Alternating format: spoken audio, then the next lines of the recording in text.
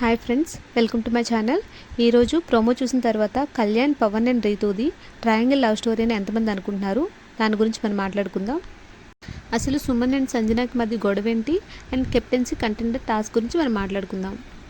ఈరోజు ఎపిసోడ్లో రీతూకి వానస్ వండుకునే ఫుడ్ తినాలనిపించి కళ్యాణ్ అడుగుతుంది.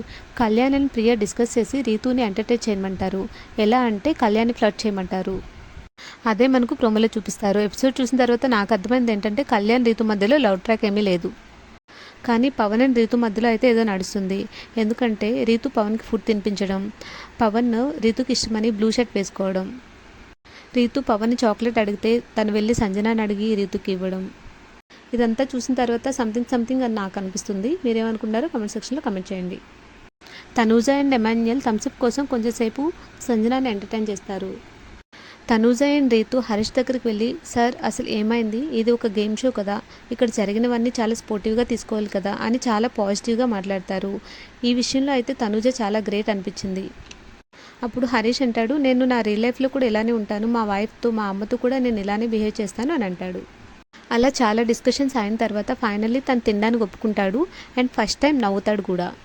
సంజన సుమన్ని కుకింగ్ టీంలో ఉండమంటుంది, కానీ సుమన్ అంటాడు, నాకు ఇచ్చిన బిగ్ బామ్ డ్యూటీ ఉంటుంది, అది నేను కంప్లీట్ చేసిన తర్వాత అక్కడికి వెళ్తాను అని అంటాడు.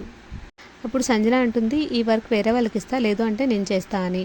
అప్పుడు సుమన్ అంటాడు, లేదు బిగ్ బాస్ ఇచ్చిన వర్క్ నేను చేయకపోతే మళ్ళీ నాకు పనిష్మెంట్ వచ్చే ఛాన్సెస్ ఉంటాయని.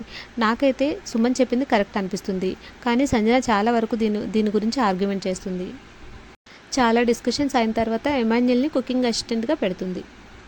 తర్వాత కెప్టెన్సీ కంటెండర్స్ టాస్క్ స్టార్ట్ అవుతుంది. ఓనర్స్కి 10 అవర్స్ అండ్ టెనెంట్స్కి 12 అవర్స్ ఉంటుంది. రెండు గ్రూపుల వాళ్ళు టైమర్ని తగ్గించుకోవడానికి ట్రై చేయాలి. టైమర్ 0 అయినంత వరకు నిద్రపోకూడదు. బిగ్ బాస్ డిఫరెంట్ టాస్క్ ఇస్తాడు. ఎవరు టాస్క్ విన్ అయితే వాళ్ళ టైమర్ నుంచి 1 అవర్ తగ్గుతుంది. ఫస్ట్ టాస్క్ వచ్చేసి కాలచక్రం. 2 టీమ్స్ నుంచి 5 మెంబర్స్ పార్టిసిపేట్ చేస్తారు. రూల్స్ ఏంటంటే ఈ చక్రంకి 10 హ్యాండిల్స్ ఉంటాయి. ప్రతి ఒక్కరూ ఒక చేత్తో మాత్రమే పట్టుకోవాలి. హ్యాండ్స్ చేంజ్ చేసుకోవచ్చు. చివరి వరకు ఏ టీం నుంచి ఎక్కువ మెంబర్స్ ఉంటారో వాళ్ళు విన్ అయినట్లు. టెనెంట్స్ నుంచి సుమన్ లాస్ట్ వరకు ఉంటాడు, కానీ ఓనర్స్ టీం నుంచి 3 మెంబర్స్ ఉంటారు, కనుక వాళ్ళే గెలిచినట్లు. ఓనర్స్ టైమర్ 1 అవర్ రెడ్యూస్ అవుతుంది. ఈ టాస్క్ ఇంతటితో కంప్లీట్ అవుతుంది. That's all for now. Thank you for watching.